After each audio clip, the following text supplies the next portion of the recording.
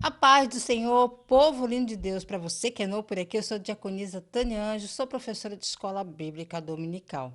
E essa lição acontecerá em várias igrejas no dia 15 de setembro, Dia Nacional da Escola Bíblica Dominical.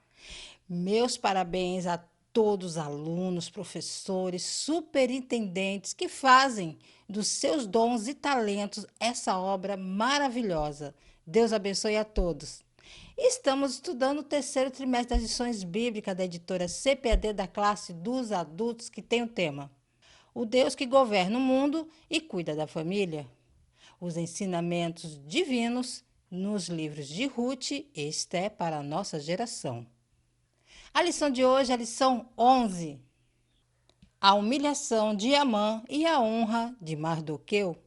O textuário vai nos dizer assim: E Amã tomou a veste e o cavalo e vestiu a Mardoqueu e o levou a cavalo pelas ruas da cidade e apregoou diante dele. Assim se fará ao homem de cuja honra o rei se agrada.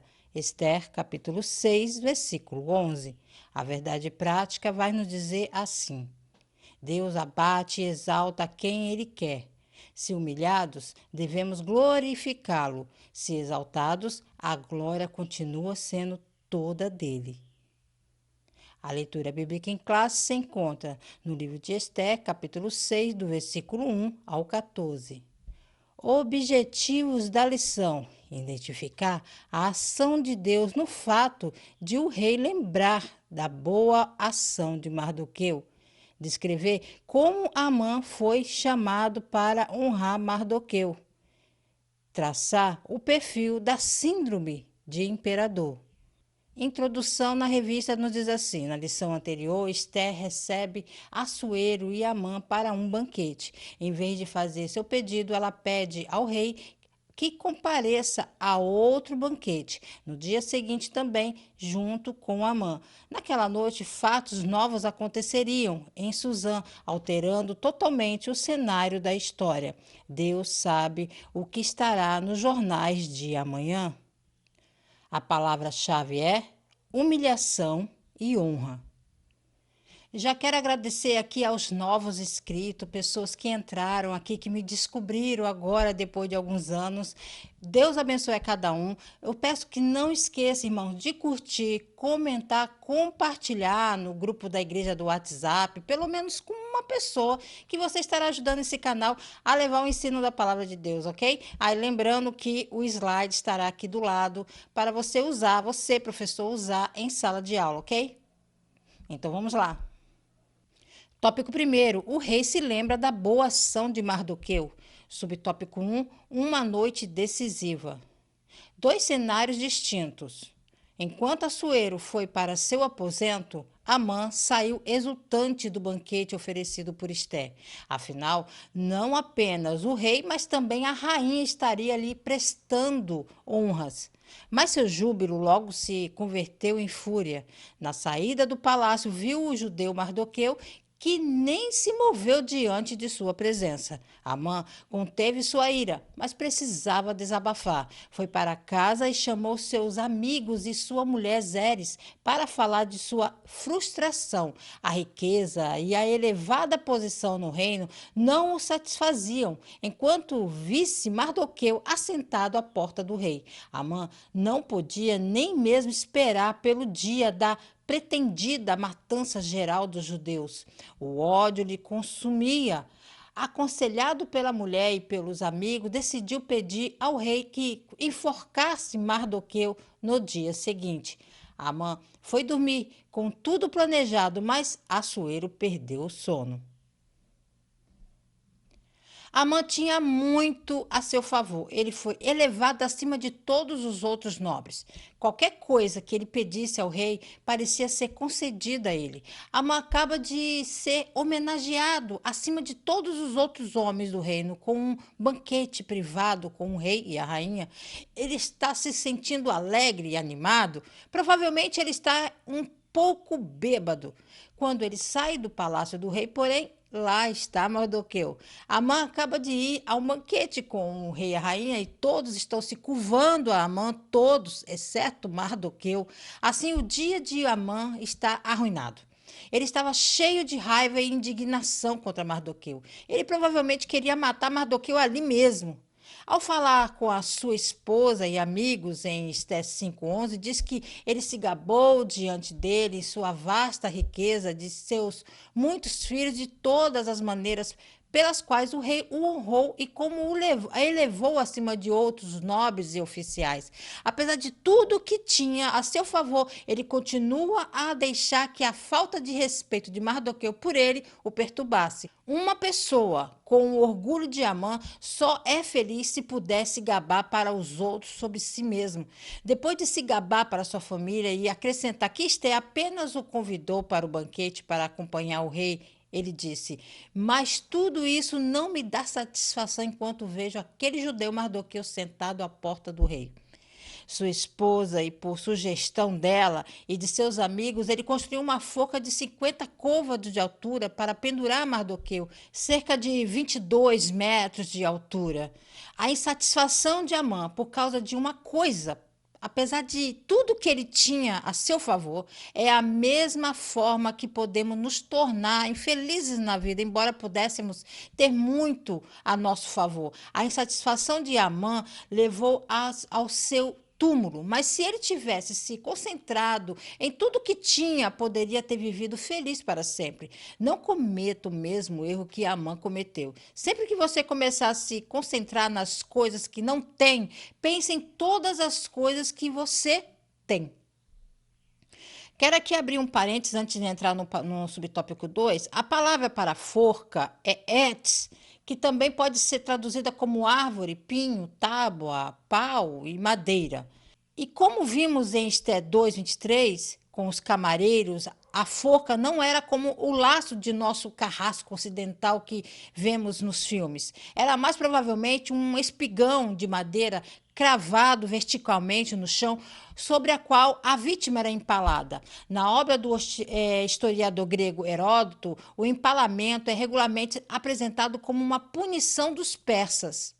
Observe essa imagem do palácio do monarca assírio Tiglat-Pileser III, em Kalhu, que retrata as consequências de um ataque a uma cidade inimiga. Os mortos derrotados estão pendurados em estacas. Dado o cenário de Esté, parece provável que a maneira de punição para Amã tenha sido de fato o empalamento.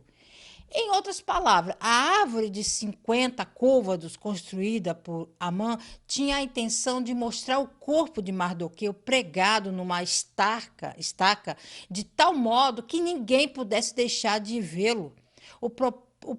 Os próprios judeus sofreram essa punição às mãos do rei Senaqueribe da Assíria, conforme podemos ver nos relevos de seu palácio em Nínive, que descrevem a conquista de Laquis. Essa era uma forma de punição e humilhação póstuma no mundo antigo. A sociedade persa, o próprio cenário de Esté continuou a desonrar os corpos dos inimigos empalados. Na descrição de Berritum, um texto multilingüe encomendado pelo governante Dário, o Grande, Dário afirma ter pendurado os corpos de seus inimigos. O historiador grego Heródoto faz a mesma afirmação sobre Dário em sua descrição da captura da Babilônia. Assim foi a Babilônia capturada pela segunda vez. Quando Dário se tornou seu mestre, ele derrubou as paredes e arrancou os portões de suas dobradiças. Dário também empalou 3.000 dos chefes, mas entregou a cidade ao resto dos babilônios. Então, aplicando isso ao livro de Esté, parece provável que deva ser traduzido como pregar uma estaca.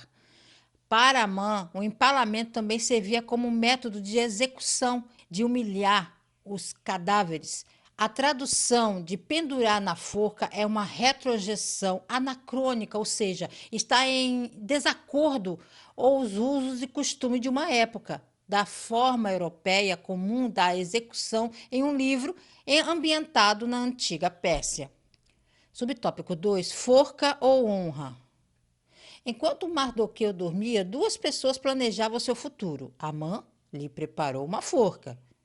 Assuero, um dia de honra.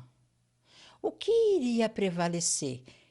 Queiramos ou não, o que outras pessoas pensam e fazem pode produzir consequências em nossas vidas. Por isso, nossos relacionamentos interpessoais devem estar pautados no temor a Deus. Dar a cada um o que é devido é um dos meios de não nos deixar enganar pelo individualismo, um estilo de vida antibíblico, segundo o qual o indivíduo é capaz de se realizar sozinho, independente das pessoas que o cercam, a chamada autossuficiência. A ética cristã, contudo, nos ensina quanto são essenciais os relacionamentos humanos e como Deus trabalha através deles. O Novo Testamento possui inúmeros versículos com a expressão uns aos outros. Coisas boas e ruins podem nos alcançar, vidas de pessoas que nos cercam. Quando tememos a Deus, Ele intercepta o mal e faz com que a bênção nos alcance. A maldição não atinge a quem Deus abençoa. Deus é sempre fiel em cumprir suas promessas. Em sua soberania, Deus fez com que o escriba de Assuero selecionasse aparentemente ao acaso uma leitura sobre quando Mardoqueu o salvou de uma conspiração para matá-lo. Como homem egoísta, Assuero se esquecera de Mardoqueu e não fizera nada para recompensá-lo. Ao contrário de Assuero, Deus promete sempre se lembrar de seus atos de fé, amor e serviço a ele. Também em sua providência, Deus providenciou para que Amã chegasse à corte real com seu pedido para matar Mardoqueu no exato momento em que Deus havia movido o coração de Assuero para recompensar Mardoqueu. Na vida de cada crente, Deus também predestinou eventos para fazer com que todas as coisas cooperem para o seu bem final. Deus usou a cegueira espiritual de Amã para proteger Mardoqueu, fazendo com que Amã acreditasse que Assuero queria honrá-lo. Ambos os homens estão nesse momento intimamente interessados nesse único judeu. Um deseja que ele seja honrado para cumprir uma responsabilidade real por ter salvado a vida do rei, e o outro deseja que ele fosse executado para cumprir uma vingança pessoal. Subtópico 3: 5 anos depois. Já haviam se passado cerca de 5 anos de quando Mardoqueu revelou a conspiração contra o Assuero. Tudo ficou aparentemente esquecido. Naquela noite, contudo, o Deus que tem poder sobre todas as coisas, incluindo a fisiologia humana, tirou o sono do rei. Sem dormir, Assuero ordenou que trouxessem e lessem perante ele o livro de registro dos fatos importantes do reino. Certamente não eram poucos os relatos. Só Assuero já estava há cerca de 13 anos no trono. A providência divina fez com que fosse lido exatamente o trecho que falava do feito de Mardoqueu, que pôs fim à conspiração contra o rei. Assim a palavra de Deus declara: e sabemos que todas as coisas contribuem juntamente para o bem daqueles que amam a Deus, daqueles que são chamados por seu decreto. Quando as pessoas ficam cegas pelo orgulho, Deus pode falar através de sonhos ou, neste caso, insônia. Sempre que lemos à noite, adormecemos, não é verdade? Foi o rei que repensou. Isso vai colocá-lo para dormir bem rapidinho. Mas esses não eram apenas livros de história, eram os livros da história de seu reinado. Esses eram os relatos do que ele havia feito e todas as batalhas gloriosas que ele havia vencido. E todos os edifícios maravilhosos que ele havia construído assim por diante. Sabemos que os historiógrafos estavam ligados à corte persa e acompanhavam o monarca em todos os lugares que ele ia. Eles escreveram tudo o que ele disse e tudo o que ele fez. O rei, sendo orgulhoso e arrogante, provavelmente queria adormecer ouvindo como ele era maravilhoso como rei. Mas vemos em Esté capítulo 6, versículo 2, que o Deus, o guardião de Israel, que não cochila nem dorme e que não é mencionado aqui, mas está obviamente presente, tinha outra coisa em mente. Deus fez com que Assuero passasse uma noite sem dormir como parte de seu plano para salvar os judeus. Depois de influenciar Esté e Assuero a voltarem para um segundo banquete, Esté está alinhada aqui com o que Deus quer fazer. Deus providenciou para que Assuero passasse uma noite sem dormir como parte de seu plano. Assuero era um homem vaidoso que encontrava alegria em ter histórias sobre seu reinado lidas para ele. Deus usou a vaidade de Assuero como parte de seu plano para exaltar Mardoqueu, julgar Amã e salvar os judeus. Aqui, da maneira mais impressionante de todo o livro, são mostradas as operações de providência de Deus em favor de seu povo. O próprio Deus está aqui, embora seu nome esteja ausente. A noite sem dormir do rei cai depois do dia que Amã resolveu pedir no dia seguinte a execução de Mardoqueu, uma antecipação da vingança mais rica que ele espera causar em toda a nação dos judeus. Quão completamente visível é a providência, o poder que ele usará os homens como instrumentos de sua obra, quer eles saibam ou não, quer eles queiram ou não. A sinopse do tópico primeiro diz assim: numa noite em que o sono fugiu do rei, Deus o fez lembrar da boa ação de Mardoqueu. Tópico 2. Amã é chamado para honrar Mardoqueu. Subtópico 1. Um ato de justiça. Quando ouviu a leitura da crônica, Assuero perguntou aos seus servos que honra e recompensa Mardoqueu havia recebido. Coisa nenhuma se lhe fez, responderam. A maneira direta como se referiu ao nome de Mardoqueu demonstra que Assuero o conhecia bem. Logo se interessou em recompensá-lo, mas ainda não sabia como. Perguntou, então, quem estava no pátio exterior do palácio. Era Amã, que buscava uma oportunidade para pedir ao rei que enforcasse Mardoqueu na forca que tinha preparado perto de sua casa. O inimigo seria o definidor da bênção. O nosso comentarista da revista é bem repetitivo, não é mesmo? Mas naquela noite, Assuero não conseguiu dormir e fez com que os anais persas fossem lidos para ele. Tomando conhecimento da trama anterior para matá-lo, ele perguntou se Mardoqueu foi recompensado por salvar sua vida. Ao saber que não, Assuero decidiu remediar a omissão. Todo o curso da história da nação judaica foi mudado porque um rei pagão não conseguia dormir. O que diz Provérbio? O coração do rei está na mão do Senhor, como os rios de água. Ele o dirige para onde quer. Novamente veremos que Deus está trabalhando nos bastidores e ele precisou apenas de 24 horas para adicionar uma reviravolta incrível ao enredo dessa história. Aí entra Amã. Amã acabara de entrar no pátio externo do palácio do rei. Pode-se sentir a urgência da chegada de Amã ao palácio. Ainda é de manhã cedo e, no entanto, ele foi animadamente ao palácio com toda a prontidão para que seu plano fosse executado o mais rápido possível. Ele provavelmente não dormiu mais do que o rei, que se revirando com a deliciosa ideia de cumprir seu plano da noite anterior, que era para sugerir que o rei pendurasse Mardoqueu na forca, né, que ele havia preparado para ele. Uma forca não utilizada é uma forca inútil. A coisa havia sido preparada e Mardoqueu não estava nem nela. Tudo que Amã precisava era da aprovação do rei e isso seria rapidamente corrigido. Subtópico 2. Presunção e autoconfiança. Amã entrou em êxtase. A proposta do rei, que pensava ser para ele, o levou a esquecer Mardoqueu e a forca que havia preparado. Amã precisava de afagos em seu ego para sobreviver. Um quadro realmente doentio.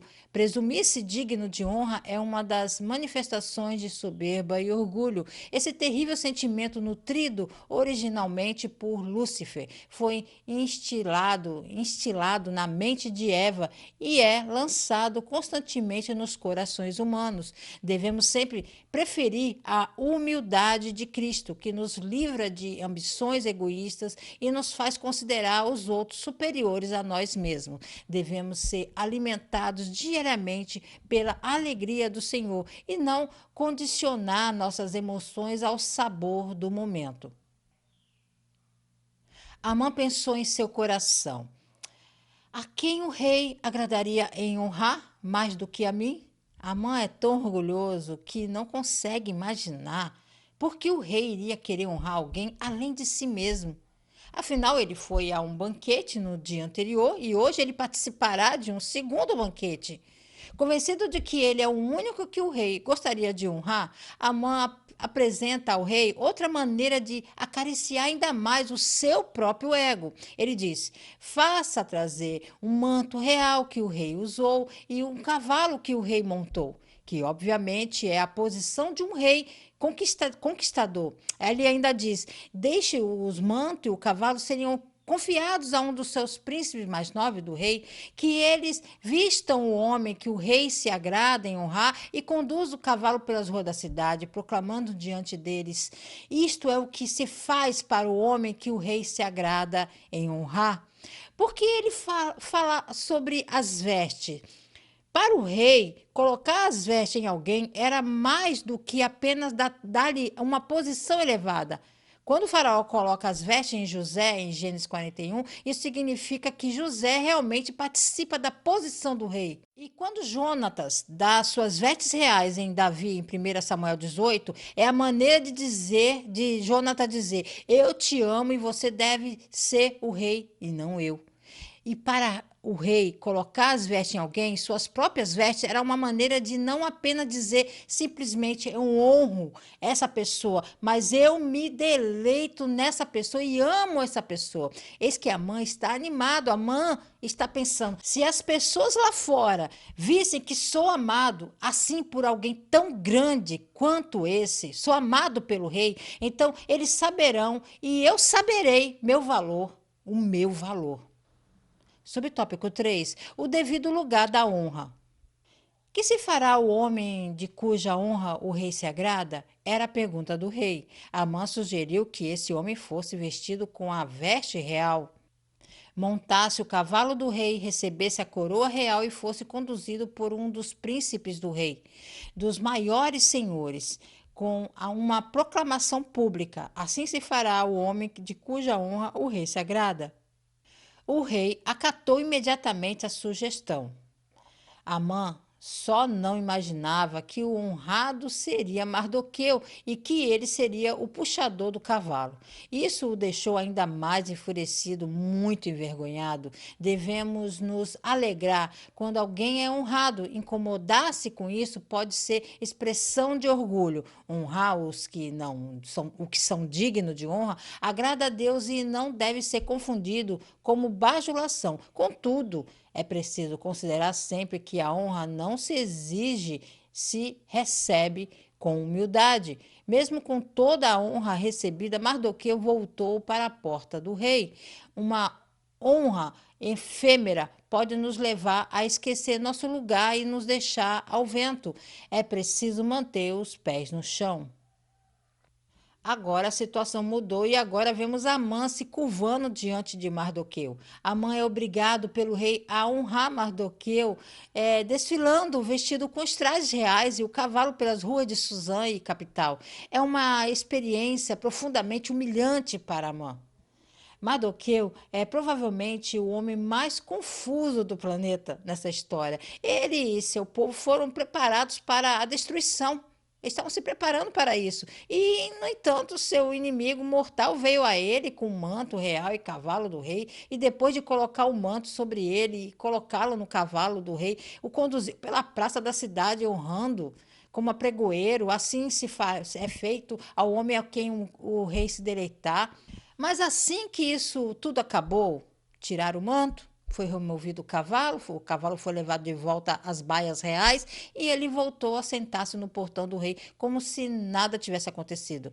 Mas Mardoqueu não se deleita com sua nova glória. Seu povo ainda está pronto para a destruição e ainda assim o rei o honrou. É difícil ver como o rei se deleitava em honrá-lo enquanto se deleitava em destruí-lo. Isso estava meio confuso. E muitos de nós, muitas vezes, nos sentimos da mesma maneira ou de maneira oposta em relação ao Senhor, dependendo de nossa circunstância. Ouvimos sobre o fim que é antecipado, mas temos eventos frustrantes que inibem nossa capacidade de ser feliz nesse meio tempo. Porque Deus quer que tenhamos um bom fim, temos tais dificuldades no caminho até lá. Talvez estejamos apenas olhando para as coisas da maneira errada. A dor é real, mas a provação são reais. A perda ou o conflito realmente nos afetam, mas é nisso que devemos nos concentrar. Quando o desfile termina, ele remove suas vestes reais. Ele retorna ao portão da cidade, onde, vestido de saco, tem se humilhado publicamente a Deus, que derrube o plano de Amã de exterminar os judeus. Você pode ter todos os tipos de honras por trás do seu nome, ocupar uma posição, grande autoridade, mas sem Jesus você ainda está condenado à morte. Foi um ato de humildade da parte de Mardoqueu voltar ao trabalho em que servira fielmente. Mardoqueu nem tirou o resto do dia de folga. Ele veio trabalhar naquela manhã esperando um dia normal. Era tudo menos normal. Você não tem a ideia de como Deus está trabalhando nos bastidores, irmãos, para mudar as circunstâncias de nossas vidas. Você foi promovido recentemente? A providência de Deus sorriu para você, de modo que seu nome agora é honrado em círculos onde você nem era conhecido. Você chegou a um lugar de popularidade ou prosperidade? Você agora é estimado aos olhos dos outros? Se assim for, a verdadeira questão é: você ainda está confortável no portão do rei ou agora deve morar no palácio? Quando tudo foi dito e feito por Mardoqueu, ele disse: deixe-me onde tudo isso começou, no portão do rei, deixe-me voltar ao trabalho. Não é a honra concedida a Mardoqueu que salvaria os judeus, nem é a regalia com a qual ele está vestido. São as palavras simples de suas orações, nada mais elaboradas, que trazem a salvação. A sinopse do tópico 2 nos diz assim: o rei chama Amã para honrar Mardoqueu. Tópico 3, a síndrome de imperador. Subtópico 1, a soberba de Amã. Quando fez sua sugestão ao rei, imaginando que a honra seria para ele, Amã revelou ter a síndrome de imperador. Ele queria roupa de rei, cavalo de rei e coroa de rei. Atualmente, tem sido identificado em crianças e adolescentes a síndrome do imperador. São egocêntricos, reinam dentro e fora de casa, ditam as regras e exigem o que querem. Sem correção, os filhos podem crescer como um Amã, cheios de soberba e presunção. Deus quer nos dar famílias saudáveis. Nosso papel é exercer um amor responsável, dedicar tempos de qualidade e viver em constante vigilância e oração. O que é a síndrome do imperador? Que o nosso comentarista colocou aqui, né, no texto, é um distúrbio comportamental que afeta crianças e adolescentes que teve início em casa. Basicamente, a criança começa a desafiar seus pais e, vendo que isso acontece, essas crianças sentem que têm autoridade. De fato, é verdade que eles têm a vantagem, seja porque os pais lhe concederam privilégios desproporcionais, porque falham em ser consistente na imposição de regras domésticas, ou porque não conseguiram lidar a tempo com as primeiras birras e demandas da criança. Como resultado, a criança não apenas desenvolve um relacionamento exigente com seus pais, mas afirma que eles devem estar sempre disponíveis para ela. Quando eles não atendem aos seus desejos, ele fica com raiva e pode chegar a proferir ameaças, insultos ou até mesmo atacar fisicamente seus pais. As crianças com síndrome do imperador ditam ordem e governam o que a família fará. Eles não apenas decidem o que farão, mas também o que os outros membros da família devam fazer. Toda a dinâmica familiar gira em torno de seus desejos, que muitas vezes são caprichosos. Tá, mas o que isso tem a ver com a mãe? Você já ouviu falar em educação permissiva? É baseada na ideia de que tem que intervir o mínimo possível na educação dos filhos. A premissa dessa ideia é que a criança tem autoridade para decidir o que fazer, como, quando, sem ser orientada ou corrigida. É por causa dessa educação permissiva que se uma criança disser que é de outro sexo, os pais têm que aceitar. Nesse sentido, há uma confiança nos próprios critérios. Esse modelo, embora pareça amigável à primeira vista, não promove a verdadeira autonomia, nem cria um ambiente familiar verdadeiramente saudável. Alguns pais tendem a pensar que a permissividade é o método ideal para educar as crianças, uma vez que o fato de não impor limites nem regras à criança faz com que ela não tenha motivos para birras, para ser rebelde. A gente vê isso muito, irmãos. Eu já tenho 53 anos. Eu sou de outra época. A minha época era a época da varinha. Então, a gente vê que esses pais de hoje, que dão essa educação permissiva, são aqueles que acham que os seus pais no passado fizeram errado e querem fazer diferente. Então, quando eu tiver meus filhos, eu irei fazer de uma maneira diferente dos meus pais. E então, nós estamos vendo uma geração aí que são pessoas frustradas, que pessoas adolescentes frustrados que não aguentam passar nenhuma aprovaçãozinha, porque os pais geralmente estão dando cobertura em todos os aspectos. No entanto, a prática dessa educação mostra que as crianças que crescem sem limites ou imposições não são exatamente as mais equilibradas. De fato, elas são as que geralmente apresentam mais carências, tanto no campo educacional quanto emocional. Tá, mas o que isso tudo tem a ver com a mãe? O comentarista da nossa revista, ele quis, no meu entendimento, fazer um paralelo no comportamento do personagem com isso tudo. Seria a mãe uma vítima da sociedade? Como o tema da nossa revista desse trimestre é o Deus que governa o mundo e cuida da família, o comentarista quis nos mostrar o perigo desse comportamento em nossos filhos, em nossas crianças. Mas vamos analisar sua personalidade que nos foi apresentada até aqui. Primeiro, Amã era extremamente orgulhoso.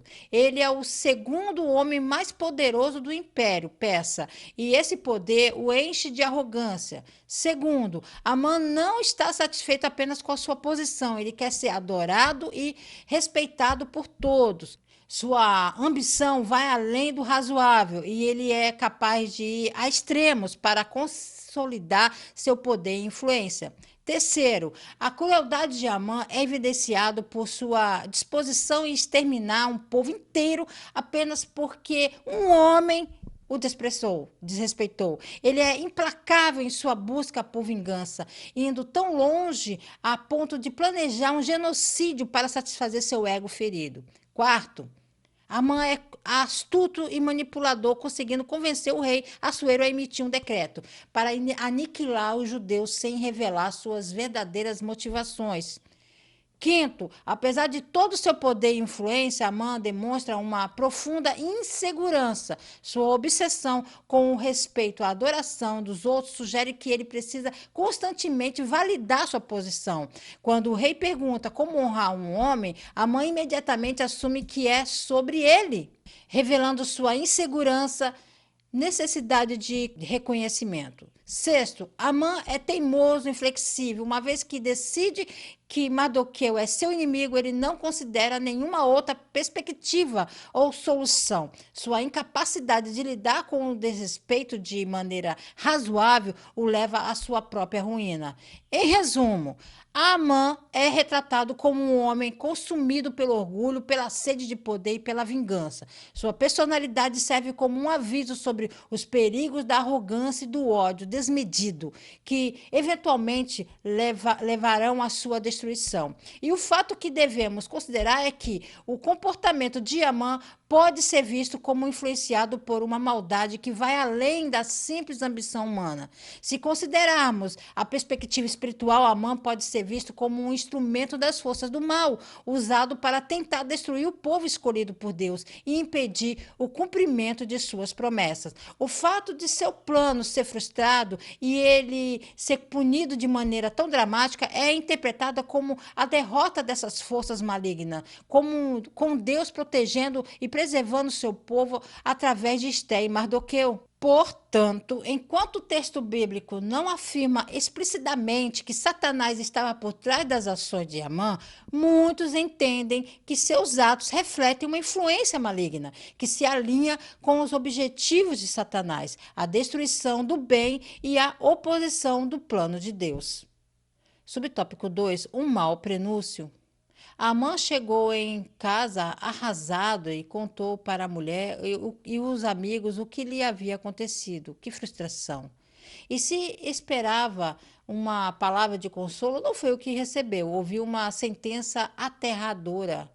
Se Mardoqueu, diante de quem já começaste a cair, é da semente dos judeus, antes certamente cairás perante ele. A declaração da mulher e dos amigos de Amã podem indicar que conheciam a história dos judeus, um povo que já havia sobrevivido a muitos sofrimentos e ameaças. Era um mau prenúncio para Amã. Ao passo que Mardoqueu recebeu suas honras com calma, Amã não se saiu tão bem. A urgência em voltar para sua casa, como se ele precisasse se fechar do mundo exterior. E no caminho para lá, ele, com profunda angústia, ele cobriu a cabeça, um sinal de extrema vergonha. Ele contou à esposa e a todos os seus amigos o que havia ocorrido, provavelmente esperando que eles dissessem: "Ah, não se preocupe com nada, tudo vai ficar bem." Mas essa não é a resposta que ele recebe. Zeres, a esposa de Amã, é mencionada em momentos cruciais, especialmente em relação aos conselhos que ela dá a Amã, que acabam influenciando suas ações. Zeres é retratada como uma cúmplice das ações malignas de Amã, assim como Amã. Zeres demonstra ambição em uma natureza cruel. Ela não questiona a moralidade dos atos de Amã, pelo contrário, ela os incentiva. Sua disposição para participar desses planos sugere que ela compartilha da arrogância e do desprezo do marido pelos outros. Zeres disse a Amã que ele não teria condições de enfrentá-lo e que, sem dúvida, ele ficaria arruinado por causa da origem judaica de Mardoqueu, porque na cultura e na fé judaica o povo judeu era visto como um povo protegido por Deus, com uma aliança especial estabelecida desde os tempos de Abraão. Essa crença implicava que qualquer tentativa de destruir os judeus seria vista como uma oposição direta a Deus, o que inevitavelmente levaria à ruína daqueles que ousassem enfrentá-los. Muitos acreditam que Zeres era alguma bruxa, porque foi visto assim, dessa forma, retratada dessa forma em algumas novelas e tal. Não, sim, foi o conhecimento do Deus desse povo protegido, o Deus dos judeus. Ao perceber que Amã, apesar de seu poder e posição, estava começando a cair justamente por sua perseguição a Mordecai, ou Mardoqueu, ela concluiu que ele estava lutando contra uma força muito maior do que imaginava. No contexto da história, Zeres serve como uma advertência contra a arrogância e a maldade, bem como um lembrete da justiça divina que eventualmente prevalece. Sinopse do tópico 3 nos diz assim: a soberba de Amã revelou a síndrome do imperador, que pode danificar traços da personalidade. A conclusão na revista nos diz assim: quanta coisa mudou em Suzã em menos de 24 horas. Nosso Deus é grande e poderoso. Perdemos muito tempo com discussões e debates e, às vezes, fazendo o que ele não nos ordenou fazer, no afã de resolver nossos problemas. O segredo é confiar no Senhor e viver com humildade, fazendo a sua vontade. Ele permanece no controle e sempre age no momento certo. Amém? Deus abençoe você, a sua casa, a sua família. Querendo o Senhor, estarei de volta aqui a mais um Resumo EBD. A paz do Senhor a todos.